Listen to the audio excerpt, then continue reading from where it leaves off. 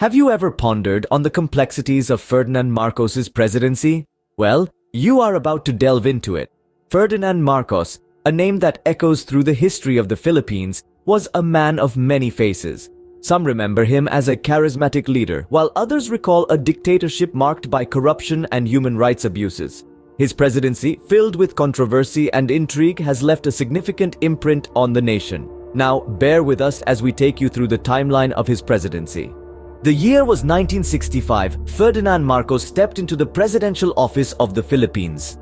A man of charisma and intelligence, he was the first to be elected for a second term. His presidency began with a focus on infrastructure development, agrarian reform, and nation building. Schools were built, roads were paved, bridges constructed. The Philippines under his stewardship was on the move. Marcos's initial years saw him as a champion of the people. He introduced policies aimed at reducing inequality and poverty. His administration sought to redistribute wealth and land to the country's poorest, a move that was welcomed by many.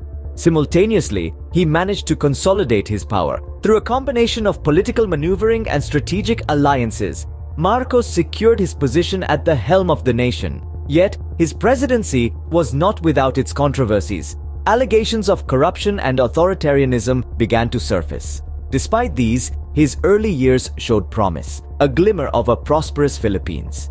But as we will see, the tide was about to turn. As his presidency progressed, Ferdinand Marcos's rule took a darker turn. The once promising leader, whose charisma and vision once inspired a nation, found himself embroiled in controversy. The late 70s and early 80s saw the Philippines under martial law, a period marked by severe human rights abuses. These were years when freedom seemed like a distant memory. As the nation grappled with its newfound fear, corruption scandals began to rock Marcos's presidency. His government was accused of embezzling billions of dollars, leaving the Philippines in economic turmoil. The opulence of the Marcos family stood in stark contrast to the poverty that gripped the nation. Citizens began to question their leader, their faith shaken by the mounting evidence of his misdeeds. Protests filled the streets as the voice of the people grew louder. Their collective cry for justice was a force to be reckoned with, one that even Marcos could not ignore. And thus the presidency of Ferdinand Marcos came to a tumultuous end. Ferdinand Marcos's presidency left an indelible mark on the Philippines. His rule, a complex tapestry interwoven with progress and distress, still resonates today. Marcos's era brought infrastructural development, yet it also saw the rise of crony capitalism and an unprecedented debt crisis.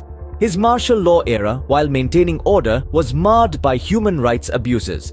The legacy of Ferdinand Marcos's presidency, a tale of ambition, power, and downfall, continues to shape the Philippines to this day.